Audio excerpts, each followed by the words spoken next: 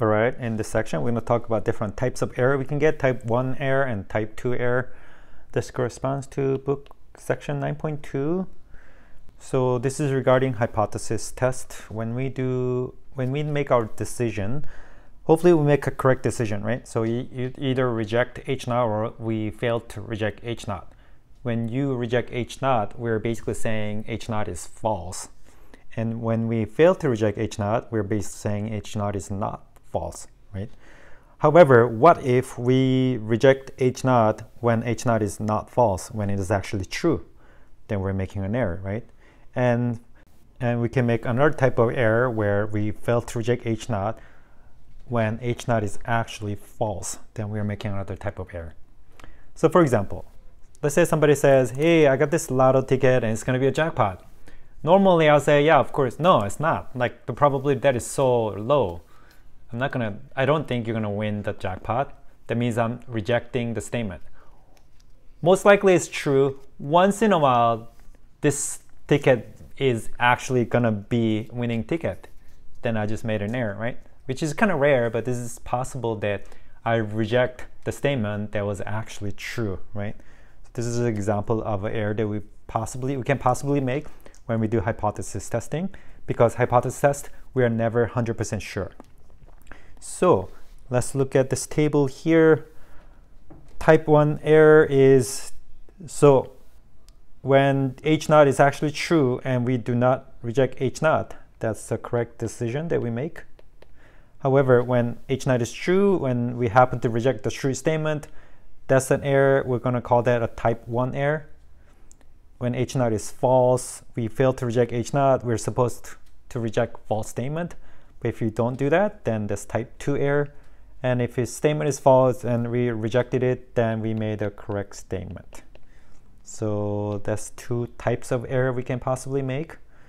So type 1 error occurs when we decide to reject H naught when H naught is true.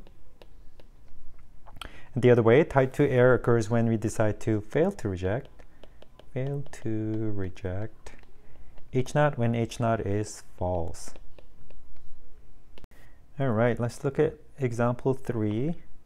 So H naught, the defendant is innocent. That means HA, the opposite of that is defendant is guilty. So type 1 error is, again, type 1 error refers to the fact that we're rejecting H naught when H naught is true. So H naught is true, but we rejected it. That means we think defendant is guilty. We think the defendant is guilty when they're actually innocent.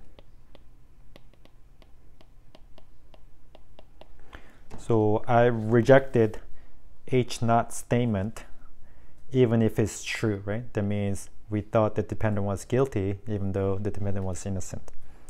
Type 2 error is we think the defendant is innocent when they're actually guilty. They are guilty. So the next question says, which type of error is preferable? I want to change the question to which is worse, right? They're both not a good error, but which would be worse? In our system, our system is set up so that we can prevent innocent people to be convicted. So here, type 1 error for us is worse because we don't want innocent people to get convicted. Okay, let's look at the next section here. So alpha, you've seen this letter before, is probably getting type 1 error, and beta is probably getting type 2 error. Again, type 1 error is rejecting the null when the null is true, and type 2 is when the null is false. So alpha, and this letter is called beta. It gives you the probability of getting the type 2 error. So alpha and beta should be as small as possible. Obviously, you want to minimize the error. You notice that alpha, we used it before. We recognized alpha is what we used before is a significance value or significance level. Power of tests, I'm not going to worry about that too much. And unfortunately, we cannot minimize both alpha and beta at the same time. So smaller the type 1 error, the larger the type 2 error. What that means is if our system is set up so that we want to make sure that innocent people do not get convicted, inevitably we're going to somehow have to let some of the guilty people, let them go as well, the way the system is set, supposedly at least. So that's the structure of alpha and beta. Let's look at number 5. So here H0 is Frank's rock climbing equipment is safe. Again, type 1 error is reject H0 when it's true. So what it means is I'm thinking it's not safe while it's actually safe.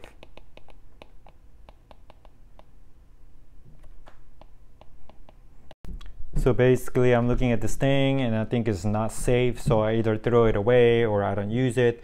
So I'm basically wasting resources.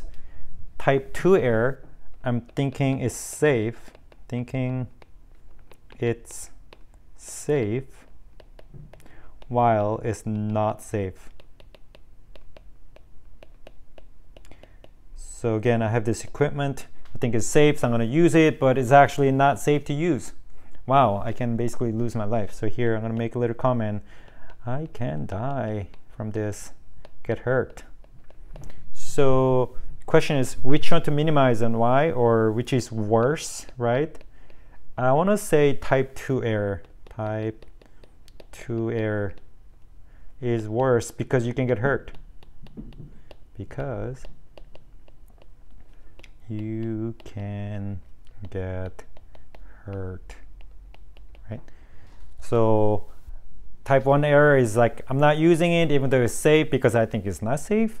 Type 2 error is I'm going to use it because I think it's safe, which could be very dangerous. So in this case, type 2 error is worse. That's why I want to minimize type 2 error. All right, I'm going to have you pause now and finish the rest of the worksheet.